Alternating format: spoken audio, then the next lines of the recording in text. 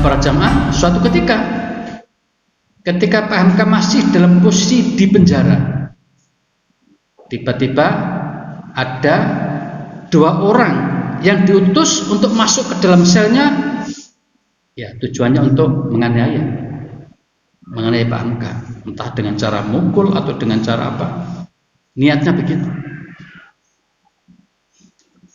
Nah, apa yang terjadi para jamaah? Begitu 2 orang ini masuk ke dalam selnya, ketika mau menganiaya, tiba-tiba mundur 2 orang ini.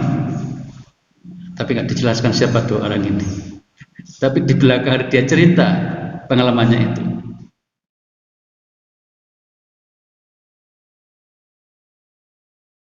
Nah, saya ingin menambahkan para jamaah, dengan orang istiqomah dalam hidupnya, bukan hanya saat menjelang kematian itu didatangi malaikat, bahkan dalam suasana hidup normal, ya, kemudian orang ini teraniaya, hidupnya dianiaya oleh seseorang atau oleh rejim misalnya, maka suatu ketika Allah menunjukkan kekuasaannya menolong orang ini. Ya, misalnya kalau kita baca kisah Profesor Dr. Hamka, ini enak untuk kita ceritakan terus kapan saja. Kebetulan beliau ini kan tokoh kita, ya, Pak Hamka. Pak Hamka ini orang yang serba bisa.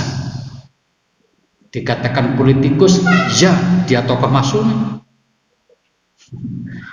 Dikatakan sejarawan, iya dia punya buku namanya Sejarah Umat Islam 5 jilid. Bayangkan.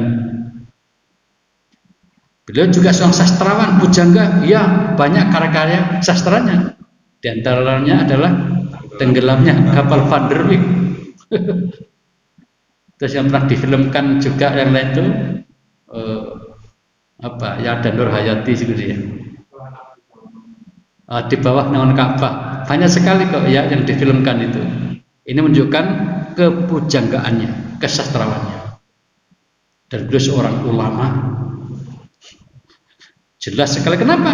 Ditunjuk oleh Pak Harto, oleh ulama yang lain sebagai pemimpin ulama yang pertama MUI pada tahun 75 kurang lebih ya. Beliau ditunjuk sebagai ketua Masjid Ulama Indonesia yang pertama ketika Mufti Ali menjadi Menteri Agama. Dan Pak Hamka saat itu bilang kepada pemerintah, saya mau jadi ketua kalau tidak dibayar. Bayangkan ya. Ya gara-gara itu sampai sekarang orang MUI itu nggak dibayar. Tapi kalau ingin bikin acara, boleh mengusulkan pemerintah untuk dibiayai.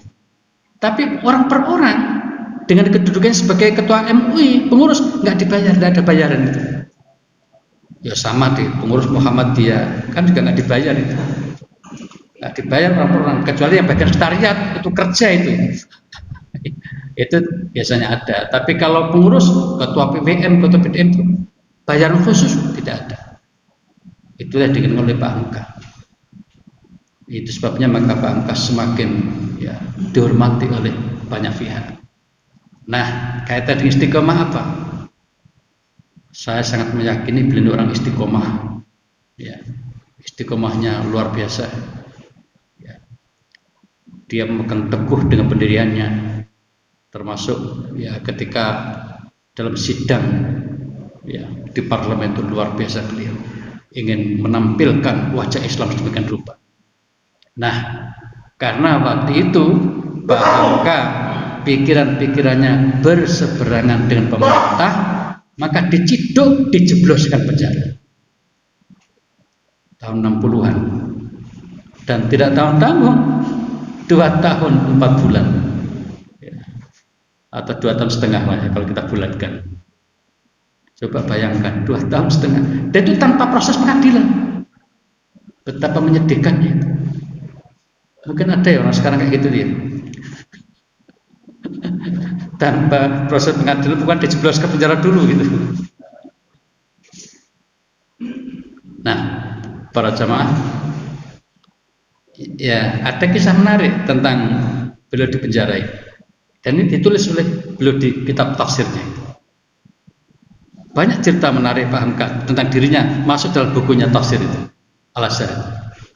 Di antaranya kaitannya di Istiqomah ini, beliau ini kan dijebloskan penjara. Orang normal pasti mengatakan dia menderita, ya kan? Siapa sih gak menderita? Teman-teman kita yang sekarang penjara juga menderita, walaupun dia bilang tetap tegar, bismillah, tetap kuat kan gitu.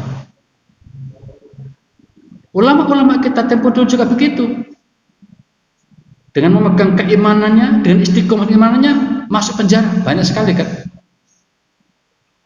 Abu Hanifah, Imam Maliki, Imam Syafi'i, Imam Hambali, Ibnu Taimiyah, Ibnu Qayyim, orang-orangnya biasa dipenjara gara-gara berseberangan dengan pemerintah yang tidak pas tadi itu. Nah, para jamaah, suatu ketika Pak Hamka masih dalam posisi di penjara, tiba-tiba ada 2 orang yang diutus untuk masuk ke dalam selnya, tujuannya untuk menganiaya Pak Hamka, entah dengan cara mukul atau dengan cara apa, niatnya begitu. Nah, apa yang terjadi para jamaah? Begitu 2 orang ini masuk ke dalam selnya, ketika mau menganiaya, tiba-tiba mundur 2 orang ini. Tapi nggak dijelaskan siapa 2 orang ini. Tapi di belakang dia cerita pengalamannya itu. Nah, jadi dia mundur ketakutan. Pak Hamka juga heran, kenapa ini? Nah, singkat cerita para jamaah, 2 orang ini tidak jadi melakukan apa-apa di dalam sel itu.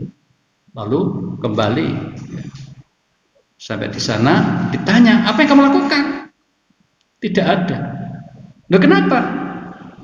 Nah, ini ditulis dalam buku tafsir Al-Azhar itu. Orang ini bercerita, jadi ketika mau menganiaya Hamka itu, tiba-tiba ada 2 orang gagah perkasa, mungkin bahasa itu bodyguard gitu kira-kira itu, yang berada di kanan kiri Hamka, siap untuk apa? Mengawal, untuk melindungi Pak Hamka itu. Maka tentu saja orangnya besar-besar, kalau misalnya kalau kita gambarkan seperti magtis 2 orang gitu ya. Lah kita mukul ya takut diketak gitu dulu. Itu cerita.